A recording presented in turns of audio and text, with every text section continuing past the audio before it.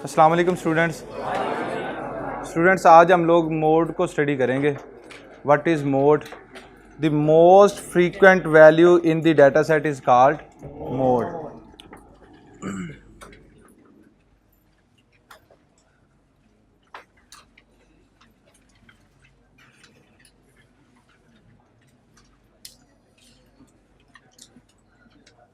अच्छा बेटे, वो क्वार्टाइल, लोअर क्वार्टाइल और अपर क्वार्टाइल आप लोग ग्रुप डाटा से सॉल्व कर सकते हैं कि एक एग्जांपल कर ली जाए उसकी? चलें एक पहले एग्जांपल कर लेते हैं क्वार्टाइल की ग्रुप डाटा के साथ कंटिन्यूस फ्रीक्वेंसी डिस्ट्रीब्यूशन की, और फिर हम लोग मोड पे आ जाते हैं। वैसे तो हो सकता है जिस तरह से मीडियन किया था उसी तरह से है, लेकिन चलें एक एग्जांपल हम लोग यहाँ पे देख लेते हैं।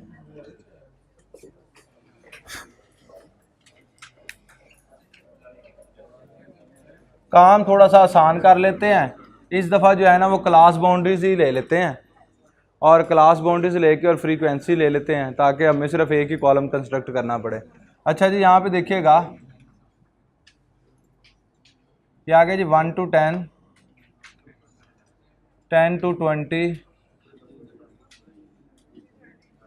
ये 1 to 10, 9, और ये नहीं 0 to 10, और ये 20 to 30, 30 to 40, 40 to 50, 50 to 60, और इसके साथ है जी हमारे पास फ्रीक्वेंसी। और फ्रीक्वेंसी क्या है जी? यहाँ पे हम लोग लिख लेते हैं जी 10, यहाँ पे 13, 17, 12, 9, और चलें जी, आपने कहा हालांकि मैंने इसको छोटी वैल्यू लिखना था, लेकिन चलें 14 आ गए। अच्छा जी, अब देखिएगा यहाँ पे ये हमारे पास एक फ्रीक्वेंसी डिस्ट्रीब्यूशन दी गई है, और इससे हमने क्या क्या चीज़ें कंप्यूट करनी। जो मीडियन तो हमने सीख लिया था, हम बात करते हैं लोअर क्वार्टाइल की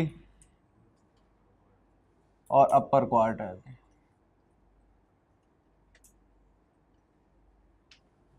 अब ये दोनों चीज़ें जब हमने कंप्यूट करनी है तो हमारे पास 2 कॉलम्स होते हैं, जो कि हमने एक फ्रीक्वेंसी वाला तो होता ही होता है, उसके साथ अगर क्लास लिमिट्स दी गई हैं तो हमें फिर 2 कॉलम्स कंस्ट्रक्ट करने पड़ते हैं, एक क्लास बाउंड्रीज़ का और एक क्यूमुलेटिव फ्रीक्वेंसी का। लेकिन यहाँ पे केस थोड़ा सा अलग है कि यहाँ पे क्लास बाउंड्रीज उसने खुद से दे दी। अब हमें सिर्फ और सिर्फ एक कॉलम बनाना है, और वो कौन सा है? क्यूमुलेटिव फ्रीक्वेंसी का। अच्छा जी, आ जाते हैं यहाँ पे क्यूमुलेटिव फ्रीक्वेंसी पे। तो देखिएगा first frequency as it is, second उसमें ऐड कर दें 23, 23 प्लस 17, 40 प्लस 12, 61, 75।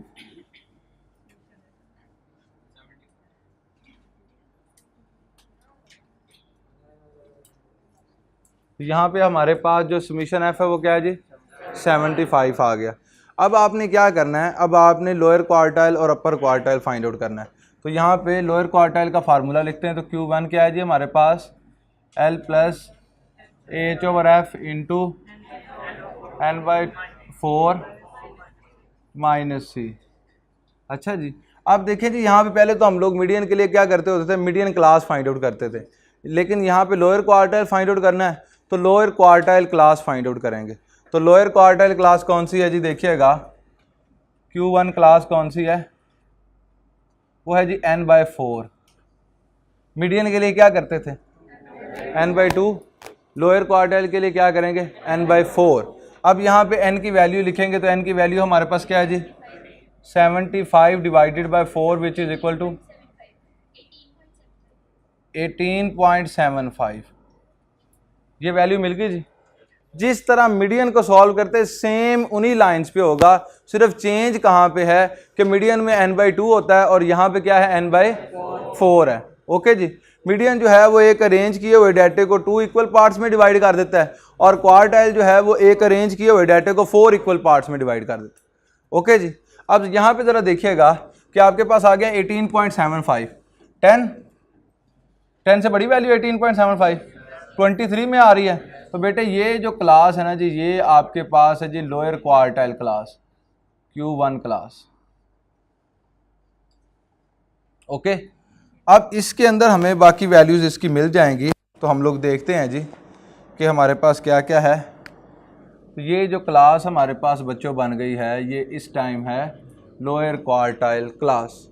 अब इसमें जो लोअर क्लास बाउंड्री होगी वो L की वैल्यू होगी, और इसमें जो फ्रीक्वेंसी होगी वो F की वैल्यू होगी, और इंटरवल अगर फाइंड आउट करना है तो अपर क्लास बाउंड्री में से लोअर क्लास बाउंड्री को माइनस कर दोगे तो आपके पास क्लास इंटरवल भी आ जाएगा। वो कितना आ गया जी 10, और C की वैल्यू रह गई। तो C की वैल्यू क्या होता है, जहाँ पे ये क्लास आ रही है इससे प्रीवियस जो क्यूमुलेटिव फ्रीक्वेंसी है वो आपके पास किसकी वैल्यू होती है, C की वैल्यू होती है। क्लियर है जी। सेम जो काम हम लोग मीडियन में करते हैं वही इसमें करना है, सिर्फ क्या फ़र्क आ रहा है कि वहाँ पे n/2 है, यहाँ पे n/4 है।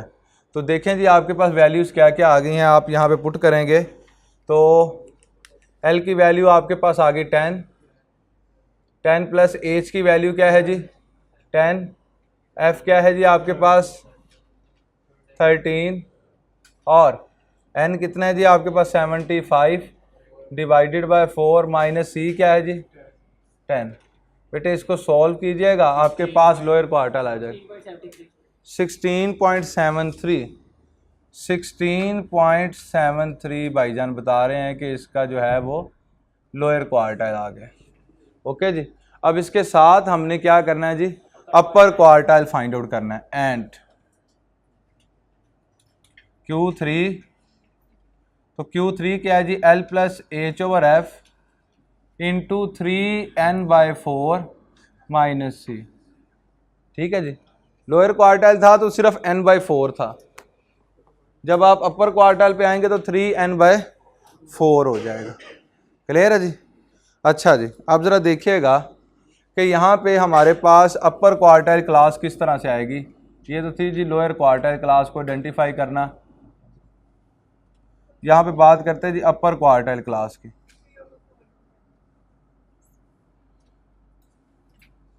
(3n/4) ठीक है जी।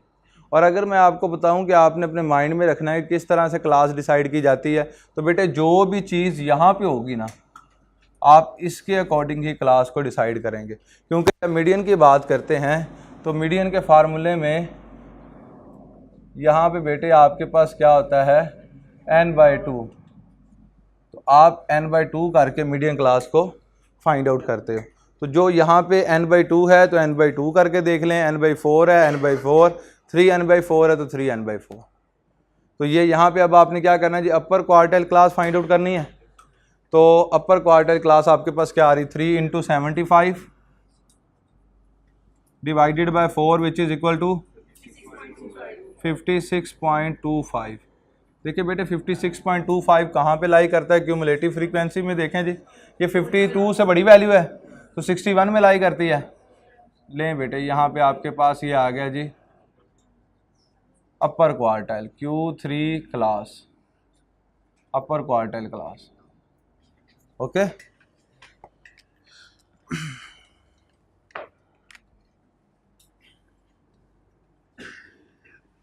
अब इसमें जो आपके पास लोअर क्लास बाउंड्री है वो L की वैल्यू है, जो यहाँ पे फ्रीक्वेंसी आ रही वो F की वैल्यू है, और इसमें क्लास इंटरवल फाइंड करना है तो अपर क्लास बाउंड्री में से लोअर क्लास बाउंड्री को माइनस करो तो आपके पास क्लास इंटरवल आ जाएगा। और C की वैल्यू फाइंड आउट करनी तो जो इस क्लास के अंदर क्यूमुलेटिव फ्रीक्वेंसी आ रही है उससे प्रीवियस क्यूमुलेटिव फ्रीक्वेंसी देखो तो आपके पास C की वैल्यू आ जाएगी। ओके, तो अब यहाँ पे वैल्यूज़ पुट कर दीजिएगा। तो वैल्यूज़ देखते हैं जी क्या है आपके पास। L की वैल्यू क्या है जी 40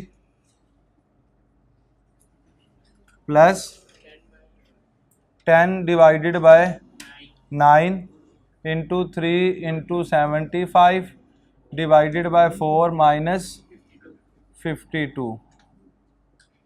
अच्छा बेटे आप इसकी जगह पे डायरेक्ट जो है वो 56.25 भी लिख सकते हैं क्योंकि आपने सॉल्व किया हुआ है।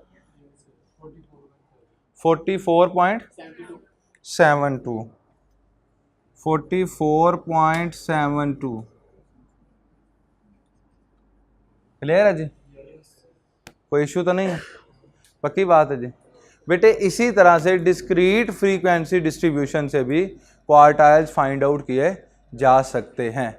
किस तरह से आएगा, आप वही वाला काम करेंगे कि आपके पास एक डाटा यहाँ पे मैं ले लेता हूँ, देखिएगा वैसे तो आता नहीं होता इसका डिस्क्रीट फ्रीक्वेंसी डिस्ट्रीब्यूशन के साथ, लेकिन चलें हमने अब कंटिन्यूस फ्रीक्वेंसी डिस्ट्रीब्यूशन के साथ एक एग्जांपल कर लिया है, तो इसके साथ हम लोग डिस्क्रीट वाली भी एग्जांपल देख लेते हैं। अच्छा जी, ये ज़रा देखिएगा यहाँ पे, ये देखिए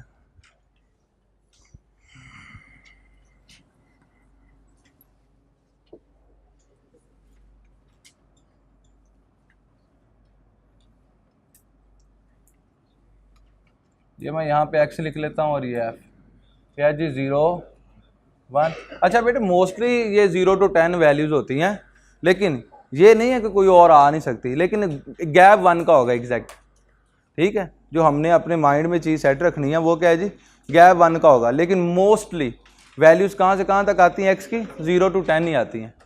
लेकिन ये हार्ड एंड फास्ट रूल नहीं है कि जी इसके अलावा आ ही नहीं सकती, आ सकती हैं, डाटे के हिसाब से होता है कि डाटा जिस रेंज के अंदर है उसके हिसाब से वो चीज़ें वहाँ पे आ जाएं। अच्छा जी, ये देखिएगा 0 1 2 3 4 5, ओके। अब यहाँ पे मैं कुछ फ्रीक्वेंसी लिख देता हूँ, जैसे कि 5 11 18 9 5 और 2,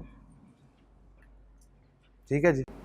ये हमारे पास एक फ्रीक्वेंसी डिस्ट्रीब्यूशन है, तो इससे हमने lower and upper quartile find out करना है। तो क्या करते होते हैं जी, डिस्क्रीट फ्रीक्वेंसी डिस्ट्रीब्यूशन में कौन सा कॉलम हमें रिक्वायर्ड होता है, सिर्फ एक कॉलम रिक्वायर्ड होता है, और वो कौन सा है जी, क्यूमुलेटिव फ्रीक्वेंसी। क्यूमुलेटिव फ्रीक्वेंसी का कॉलम बना लेते हैं जी।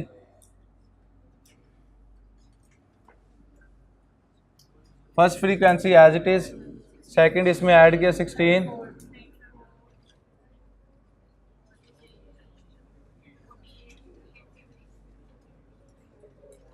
तो बेटे यहाँ पे देखिएगा समीशन एफ आपके पास क्या आ गया, 50 आ गया।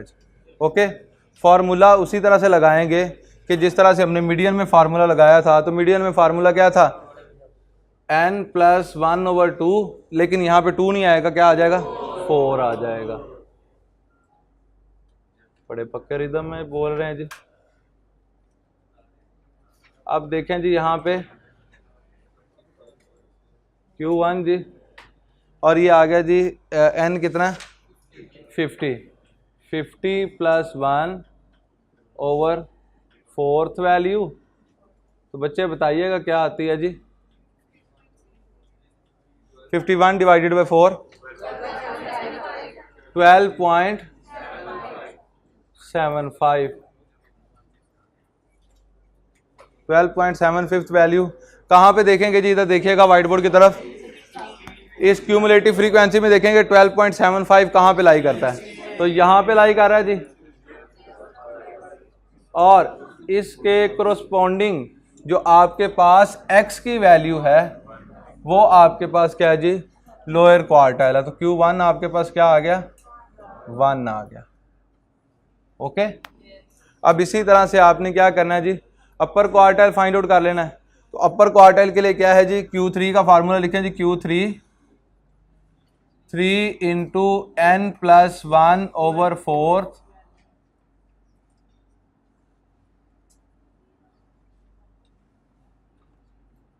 तो n + 1, n कितना जी आपके पास 50 + 1 / 4 × 3, तो 12.75 को ही मल्टीप्लाई बाय 3 कर दें,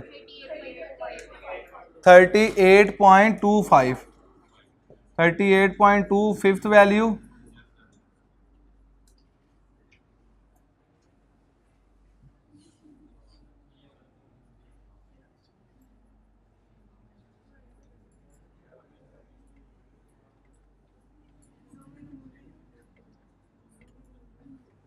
तो यहां से देखें जी ये कहां पे लाई कर रहा है, ये जी 34 से बड़ी वैल्यू है जी, बड़ी है, 43 में लाई कर रही है जी, यहां पे लाई कर रही है।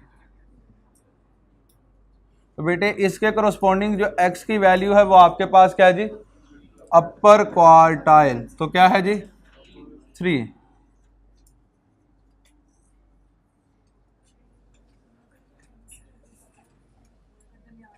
क्लियर है जी? ये है जी आपके पास lower and upper quartile frequency distribution के साथ एक एग्जांपल हमने की है कंटिन्यूस फ्रीक्वेंसी डिस्ट्रीब्यूशन की और एक एग्जांपल हमने की है डिस्क्रीट फ्रीक्वेंसी डिस्ट्रीब्यूशन की। अब हम लोग आते हैं जी अपने नेक्स्ट टॉपिक की तरफ, डेट इज मोड जी। अच्छा,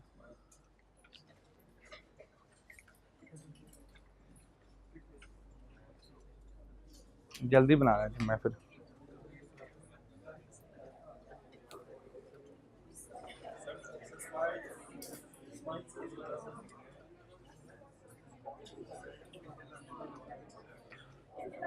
ओके जी,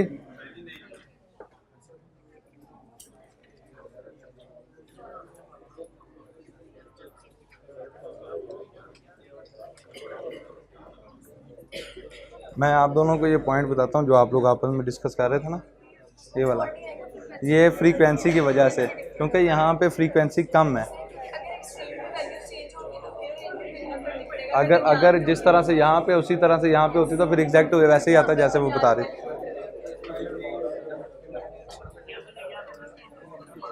जी क्लियर है जी भाई?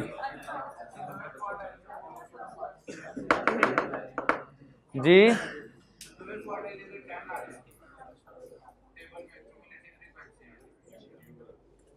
अच्छा 10 आ जाता, फिर 0 होती, 0 सी की वैल्यू 0 होती। ठीक है जी, क्योंकि इससे नहीं इधर इधर बच्चे सिर्फ सी की वैल्यू 0 और सी की वैल्यू 0 लिखने से सारा कुछ 0 थोड़ी हो जाना, ये कोई मल्टीप्लाई हो रही है। ठीक है, यहाँ पे देखिए इधर इधर इधर बच्चों, अगर ये Q1 क्लास जो है वो फर्स्ट क्लास बन जाती, ठीक है जी, तो इससे प्रीवियस वैल्यू आपके पास कोई नहीं है तो सी की वैल्यू 0 होती, और अगर Q3 क्लास ये लास्ट वाली क्लास बन जाती तो फिर सी की वैल्यू आपके पास उससे प्रीवियस आ जाती। ठीक है जी, लेकिन सिर्फ कहाँ पे जी, फर्स्ट क्लास के अंदर ये किस तरह से आप ये केस डील करेंगे कि अगर फर्स्ट क्लास आपके पास Q1 क्लास बन जाती तो आप सी की वैल्यू यहाँ पे क्या लेते जी, 0 लेते।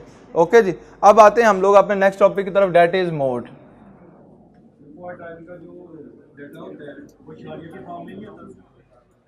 आ सकता डाटा तो किसी तरह डेसिमल वैल्यूज भी हो सकती हैं, इंटीजर वैल्यूज भी हो सकती हैं, वो तो कोई इशू नहीं है जी।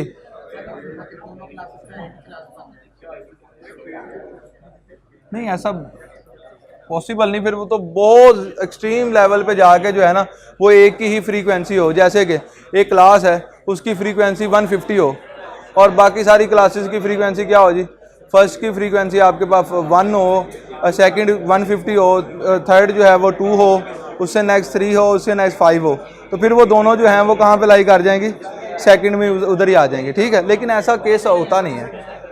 ठीक है, अच्छा जी बस भाई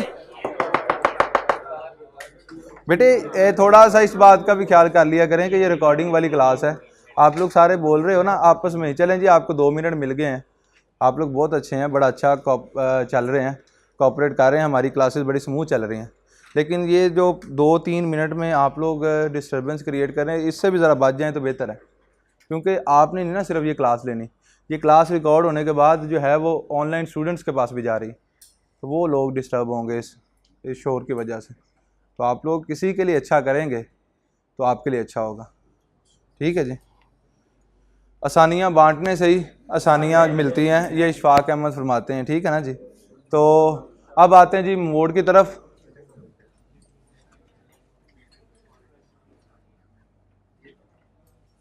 तो मोड क्या है जी, the most repeated value in the data set, repeated value या वैल्यूज।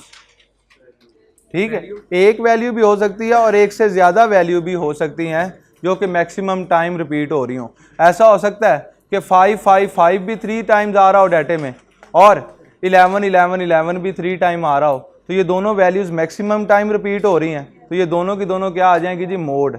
एक वैल्यू भी मोड हो सकती है और एक से ज़्यादा भी हो सकती हैं। तो यहाँ पे देखें जी, मैं डेफिनेशन लिख रहा हूँ, द मोस्ट रिपीटेड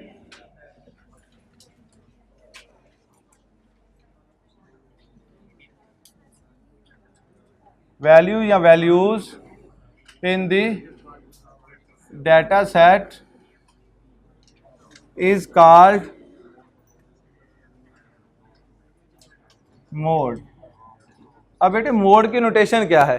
जिस तरह मीन की नोटेशन है जी एक्स बार, जिस तरह मीडियन की नोटेशन है एक्स टिल्ड, इसी तरह मोड की जो नोटेशंस हैं वो टू हैं। एक है जी एक्स डॉट और एक है एक्स हैट, और हम लोग इनमें से एक्स हैट वाली नोटेशन जो है वो ज़्यादा यूज़ करते हैं मोड के लिए। तो इट इज़ डिनोटेड बाय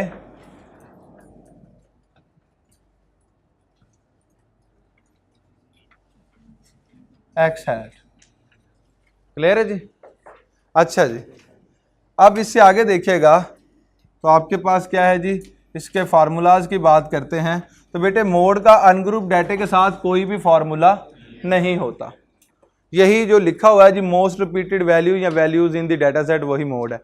तो ग्रुप डाटे के लिए इसका फार्मूला होता है, वो लिख लेते हैं। तो यहाँ पे देखिएगा जी for ungroup data,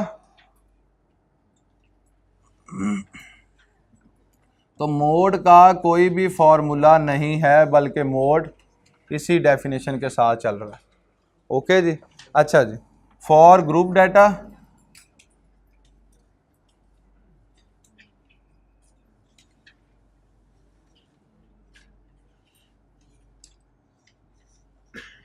continuous frequency distribution. अब कंटिन्यूस फ्रीक्वेंसी डिस्ट्रीब्यूशन में मोड का फार्मूला क्या है जी, L plus H over F into N by two, oh sorry ये तो मीडियन लिखता जा रहा हूँ, ठहरें ज़रा जी, L plus F M minus F one over F M minus F one plus F M minus F two multiply by H. ठीक है जी। ये बेटे आपके पास किसका फार्मूला आ गया? मोड का ग्रुप डाटे के लिए, जब आपके पास कंटिन्यूस फ्रीक्वेंसी डिस्ट्रीब्यूशन होती है। ओके जी। अगर डिस्क्रीट फ्रीक्वेंसी डिस्ट्रीब्यूशन आ गई तो फिर मोड का कोई फार्मूला नहीं होगा, बल्कि हम लोग देखेंगे कि कहाँ पे हमारी मैक्सिमम फ्रीक्वेंसी आ रही है, और जहाँ पे हमारी मैक्सिमम फ्रीक्वेंसी आ रही होगी उसके अगेंस्ट जो हमारे पास x की वैल्यू होगी वो मोड होगी। अगर हम लोग ये देखें तो ये हमारे पास क्या है, एक डिस्क्रीट फ्रीक्वेंसी डिस्ट्रीब्यूशन है। ठीक है जी, ये क्वेश्चन अभी लिखा हुआ था इसलिए डायरेक्ट यहाँ पे आ गए हैं। ये देखें जी एक डिस्क्रीट फ्रीक्वेंसी डिस्ट्रीब्यूशन है, कोई भी कॉलम इसके लिए रिक्वायर्ड नहीं है, क्यूमुलेटिव फ्रीक्वेंसी का कॉलम भी रिक्वायर्ड नहीं है। आपने क्या देखना है, आपने सिर्फ और सिर्फ एफ के कॉलम में देखना है कि आपके पास मैक्सिमम फ्रीक्वेंसी कहाँ पे आ रही है। तो बेटे यहाँ पे देखें मैक्सिमम फ्रीक्वेंसी कहाँ पे है, 18। इसके कोरोस्पोंडिंग जो ये वैल्यू है ये क्या है जी, मोड है, क्योंकि 2 जो है वो डाटे में कितनी दफ़ा रिपीट हो रहा है, 18 टाइम्स रिपीट हो रहा है। तो जो सबसे ज़्यादा दफ़ा डाटे के अंदर वैल्यू रिपीट हो रही होगी वो उसका क्या होगी, मोड। तो डिस्क्रीट फ्रीक्वेंसी डिस्ट्रीब्यूशन में भी मोड का कोई फार्मूला नहीं है। मोड का सिर्फ एक ही केस में फार्मूला है, और वो क्या है जी, कंटिन्यूस फ्रीक्वेंसी डिस्ट्रीब्यूशन। ओके जी। अब ज़रा देखिएगा यहाँ पे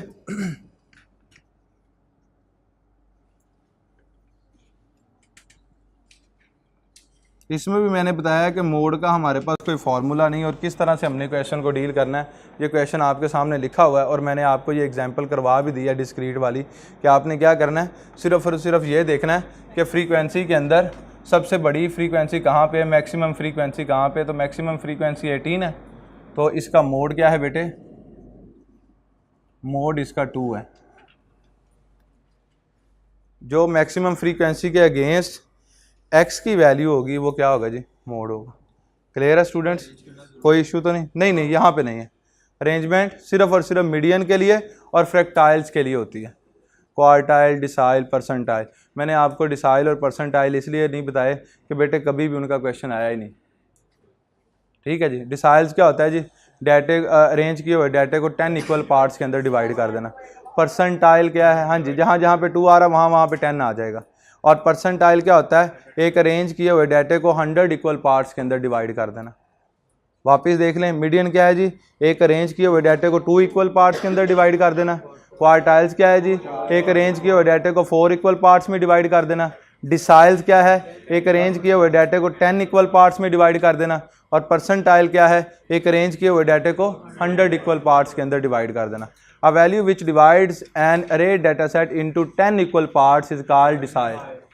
अ वैल्यू विच डिवाइड्स एन अरे data set into 100 equal parts is called percentile. Okay students, अच्छा जी, बात हमारी चल रही थी मोड के ऊपर, तो हम लोग एक एग्जांपल ले लेते हैं जी। यहाँ पे देखिएगा,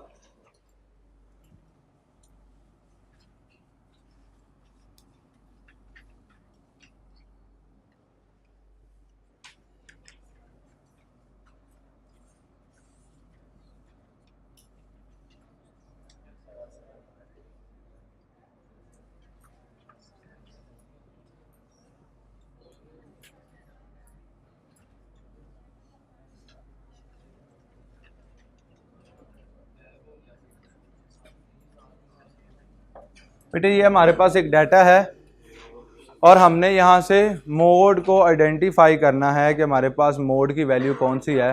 तो देखिएगा इसमें मोड क्या है, 17 जो है वो 3 टाइम आ रहा है। इसके बाद अगर 9 देखें तो ये 2 टाइम है। लेकिन हमारा जो यहाँ पे हमने सीखा है वो क्या है कि द मोस्ट रिपीटेड वैल्यू, जो सबसे ज़्यादा दफ़ा रिपीट हो रही होगी वैल्यू, वो मोड होगी। अच्छा जी, यहाँ पे देखिएगा कि आपके पास क्या है जी, सबसे ज़्यादा दफ़ा जो वैल्यू रिपीट हो रही वो कौन सी है, 17। तो बेटे इसका मोड क्या है, 17 है। और अगर ऐसा होता, ये तो अब हमने एक एग्जांपल कर ली, अगर ऐसा होता कि 9 भी 3 टाइम रिपीट हो रहा होता, जैसे एक और वैल्यू यहाँ पे लास्ट वैल्यू में लिख दूँ और लास्ट वैल्यू लिख दूँ, तो ये क्या है जी, 9 है। तो बेटे यहाँ पे फिर मोड आपके पास क्या आ जाता, ये 9 भी इसका मोड होता और 17 भी इसका मोड, क्योंकि दोनों वैल्यूज़ जो हैं वो मैक्सिमम टाइम रिपीट हो रही हैं। क्लियर है जी, कोई इशू तो नहीं स्टूडेंट्स? मैं 5 मिनट तक आ रहा हूँ, तो अभी हम लोग यहाँ पे इसको रोक रहे हैं जी। अच्छा स्टूडेंट्स, हमारी बात चल रही थी अनग्रुप के मोड के क्वेश्चंस के ऊपर। तो यहाँ पे हमने देखा जी, एक पहले एग्जांपल करवाई थी जिसमें 17 जो है वो मैक्सिमम टाइम रिपीट हो रहा था। एक हमने सेकंड एग्जांपल किया है जिसमें 9 और 17 दोनों मैक्सिमम टाइम रिपीट हो रहे हैं। 3 टाइम्स ही 9 आ रहा है और 3 टाइम्स ही 17 आ रहा है। तो ये दोनों के दोनों आपके पास क्या आ गए जी, मोड में आ गए। ओके बेटे, अब यहाँ पे देखिए मॉडल लेटर की भी बात कर रहा होता है। मॉडल लेटर बेसिकली मोड ही होता है, लेकिन उस वर्ड के अंदर हमने लेटर्स देखने होते हैं कि लेटर्स कौन कौन से मैक्सिमम टाइम रिपीट हो रहे हैं। तो यहाँ पे एक वर्ड लिख लेते हैं जी, स्टैटिस्टिक्स।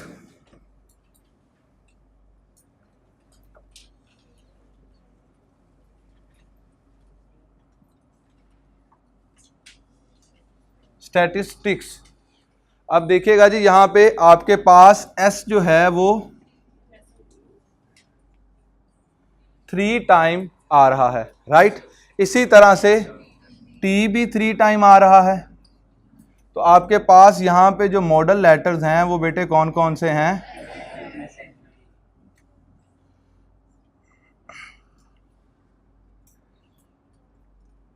S and T.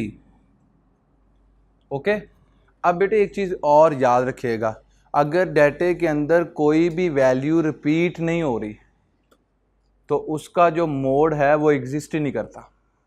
जैसे कि यहाँ पे मैं वैल्यूज़ लिखता हूँ, ये इसका की पॉइंट है, ठीक है जी। की पॉइंट्स के अंदर आ जाएं तो यहाँ पे देखिए मोड के की पॉइंट आप लोग रीड करें तो आपके सामने जी, mode does not exist if there is no repeated value और all the values are repeated at the same time.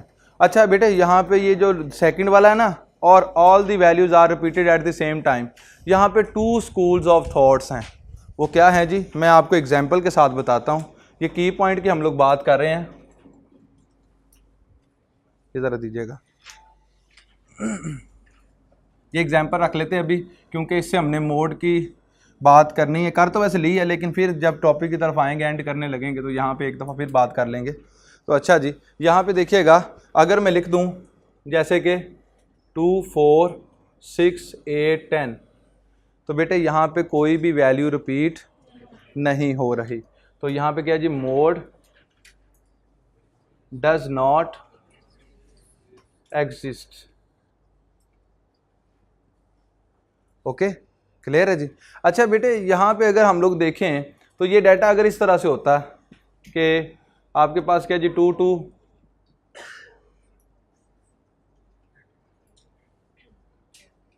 अब ये सारी की सारी वैल्यूज़ 2 टाइम्स रिपीट हो रही हैं। ये सिस्टमेटिकली मैंने लिख दी हैं, लेकिन अगर ये रैंडम भी लिखी होती तो होती सारी 2 टाइम्स रिपीट या 3 टाइम रिपीट होती। तो यहाँ पे 2 स्कूल्स ऑफ थॉट्स मिलते हैं। यहाँ पे क्या है जी, एक तो ये कि इनमें ज़रा आप गौर करें तो सारी वैल्यूज़ 2 टाइम रिपीट हो रही हैं।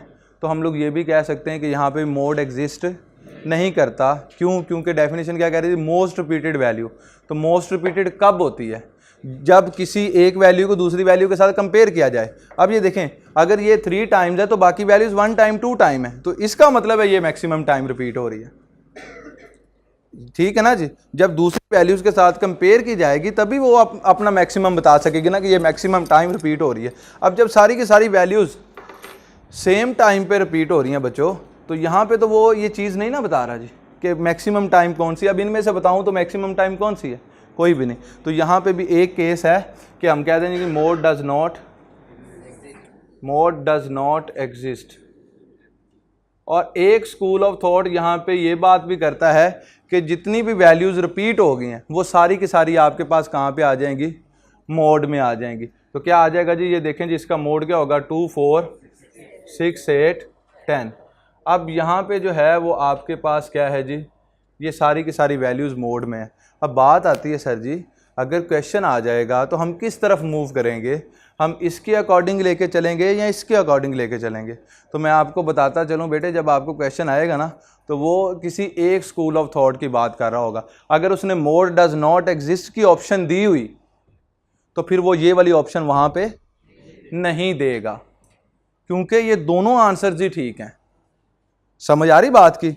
तो इसलिए वो एट अ टाइम इन दोनों में से किसी एक की तरफ जा रहा होगा। या तो वो इस स्कूल ऑफ थॉट से जो है ना वो टीचर इसको जो है वो ओके कर रहा होगा तो इसके अकॉर्डिंग एमसीक्यू सेट कर देगा, या वो इस स्कूल ऑफ थॉट के साथ चल रहा होगा और इसके अकॉर्डिंग वो एक ऑप्शन ये दे देगा। क्लियर है जी? तो ये बात आपने याद रखनी। अब इसके बाद हम लोग बात करते हैं तो क्या है जी, ग्रुप डाटा के साथ आ जाते हैं। अच्छा बेटे, इसके 2 की पॉइंट और हैं, एक दफ़ा बस रीड कर लेते हैं। Mode is a suitable average when the data set consist of repeated observation. ये तो आपके सामने है कि मोड तो तभी एग्जिस्ट करेगा जब वैल्यूज़ डाटा के अंदर रिपीट हो रही होंगी। अच्छा जी, इसके बाद mode is the only average that can be use for qualitative as well as quantitative data. अब बेटे इस की पॉइंट को एक्सप्लेन करने में थोड़ा सा टाइम चाहिए, तो हम इसको होल्ड कर रहे हैं। जब हम लोग वापस आएंगे तो इस की पॉइंट के ऊपर हम लोग डिस्कशन कर लेंगे। लेकिन अभी आप इस लाइन को याद रख लेंगे कि mode is the only average that can be used for quantitative as well as qualitative data. अब आते हैं जी हम लोग इसकी कंटिन्यूस फ्रीक्वेंसी डिस्ट्रीब्यूशन की एग्जांपल की तरफ। ये एग्जांपल करवानी ज़रूरी है। आप उन्हें बता दें, उन्हें कहें जी कि 5-10 मिनट तक क्लास भी चलेगी, तो उसके बाद जो है वो आप लोग आ जाइएगा। और अगर इधर वेट करना है ठीक है, नहीं तो थोड़ी बाहर जाके वेट कर लें जी, यहाँ पे खड़े ना हो। अच्छा बेटे, यहाँ पे देखिएगा आपके पास फ्रीक्वेंसी डिस्ट्रीब्यूशन आ गई। इंग्लिश का टेस्ट है, हाँ। नेक्स्ट लेक्चर किन का है? फरहान साहब छुट्टी पे बैठे रहे। हाँ जी, अच्छा चलें इधर बेटे, बस इधर देखें। आपके पास आ गई क्लासेस और क्लासेस का कैसे जी, 1 to 10, 11 to 20, 21 to 30, 31 to 40, 50 और 51 to 60। ओके, अब इसके साथ हमारे पास यहाँ पे क्या है जी, फ्रीक्वेंसी। तो फ्रीक्वेंसी का कॉलम भी आ गया। तो फर्स्ट आ गया जी यहाँ पे 3, फिर 8, फिर 13, फिर 17 और फिर 9 और फिर 5। ये बेटे हमारे पास एक फ्रीक्वेंसी डिस्ट्रीब्यूशन है और यहाँ से हमने मोड कंप्यूट करना है। ठीक है जी। अब देखिए ज़रा किस तरह से ये इसकी लाइट का इफेक्ट आ रहा था, तो इसको चला दें ज़रा। क्या उसके ऊपर आ रही है? चलें देख लें, फिर कर दें। अच्छा जी, आप देखिएगा ज़रा, इसमें हमें सिर्फ एक कॉलम रिक्वायर्ड होता है। वो कौन सा? क्लास बाउंड्रीज़ का। हमें जो है वो क्यूमुलेटिव फ्रीक्वेंसी जो है वो इसके लिए बनाने की ज़रूरत नहीं है। वो किसके लिए जी? मीडियन के लिए या क्वार्टाइल्स के लिए। ओके जी। अब यहाँ पे देखिएगा, मैं क्लास बाउंड्रीज़ का एक कॉलम बना रहा हूँ। और क्लास बाउंड्रीज का कॉलम जो है वो आप इजीली कंस्ट्रक्ट कर सकते हैं। कैसे, ये देखिएगा, सेकंड की लोअर लिमिट में से और फर्स्ट की अपर लिमिट को माइनस करें तो ये आ गया जी 11 minus 10 which is equal to 1। अब आपने इस 1 जो फर्स्ट क्लास और सेकंड क्लास के दरमियान का गैप है, ठीक है ना जी, वो 1 का गैप है। अब आपने इसको 2 लिमिट्स के अंदर एडजस्ट करना है, ठीक है जी। तो आप इसको 2 पे डिवाइड कर देंगे तो आपके पास 0.5 आ गया जी। 0.5 लोअर लिमिट में से माइनस करते जाएंगे और अपर लिमिट में ऐड करते चले जाएंगे। तो यहाँ पे 20.5 टू 30.5 और 30.5 टू 40.5, 40.5 टू 50.5 और 50.5 टू 60.5। ओके जी, ये बेटे हमने क्लास बाउंड्रीज बना ली। कैसे बनाई हैं जी, देखिएगा, लोअर लिमिट में 0.5 माइनस करते गए हैं और अपर लिमिट में 0.5 ऐड करते गए हैं, तो आपके पास ये क्या बन गई हैं, क्लास बाउंड्रीज। अच्छा बेटे, अब हम लोग फार्मूले की तरफ आ जाते हैं। तो हमारे पास फार्मूला क्या है जी, फार्मूला है जी x hat L plus FM minus F1 over FM minus F1 plus FM minus F2 multiply by H। अच्छा जी बेटे, यहाँ पे भी जो L की वैल्यू है वो क्या है जी, lower class boundary of the modal class. अब यहाँ पे सारी चीज़ें जो हैं वो मॉडल क्लास के लिहाज से सेट की जाएंगी। तो सबसे पहले ज़रा ये देखें कि मॉडल क्लास किसको कहते हैं। बेटे, जिस क्लास में फ्रीक्वेंसी सबसे ज़्यादा होगी उसको हम लोग कहते हैं मॉडल क्लास। अच्छा जी, आप ज़रा देखिएगा, यहाँ पे जो मॉडल क्लास है ये FM, जो FM जहाँ पे आ रहा है ये होती मॉडल क्लास, ठीक है जी। अब हमारे पास ये है जी मॉडल क्लास।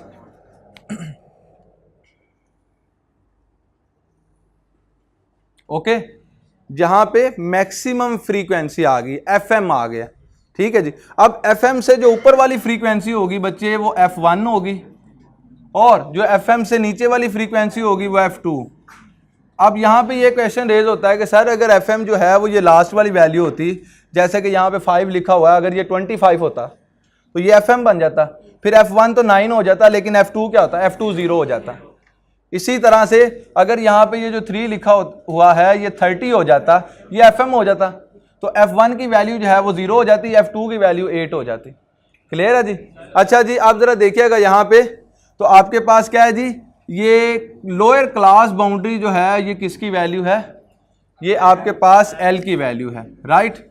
आप ज़रा देखिएगा, अपर क्लास बाउंड्री में से लोअर क्लास बाउंड्री को माइनस करेंगे तो आपके पास क्लास इंटरवल आ जाएगा। तो ये कितना है जी, 40.5 minus 30.5 which is equal to 10, which is equal to 10।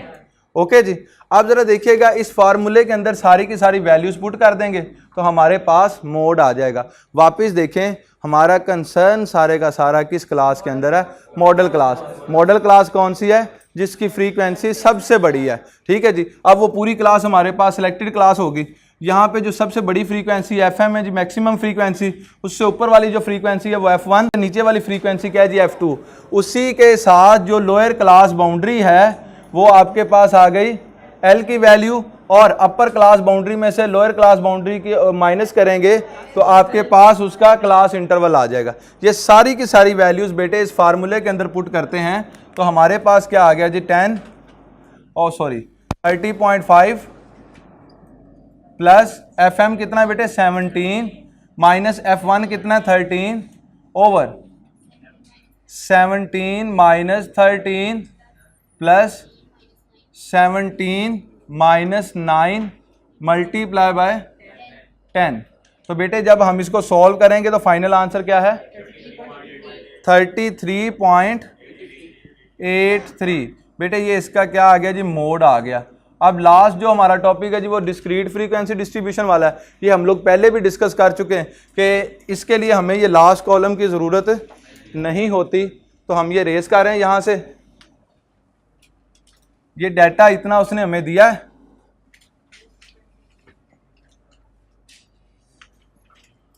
और इस डाटे से हमें कहता है जी मोड कंप्यूट करें। ठीक है जी, मोड किस तरह से, मैंने आपको बताया कि अगर डिस्क्रीट फ्रीक्वेंसी डिस्ट्रीब्यूशन होगी तो हमें किसी भी किस्म के कॉलम की ज़रूरत नहीं होगी। हम जो है वो डायरेक्ट उसमें देखेंगे कि मैक्सिमम फ्रीक्वेंसी कहाँ पे है, तो मैक्सिमम फ्रीक्वेंसी यहाँ पे 18, इसके करस्पॉन्डिंग जो x की वैल्यू होगी वो बेटे क्या है हमारे पास, मोड है जी। तो ये था जी आज आपका टॉपिक। एक सिर्फ की पॉइंट अभी आपने याद रखना है, तो इसको एक्सप्लेन जो है वो मैं नेक्स्ट लेक्चर में कर दूंगा। Mode is the only average that can be used for qualitative as well as quantitative data. आज का लेक्चर यहीं तक था, अपना ख्याल रखिएगा, अल्लाह हाफिज़।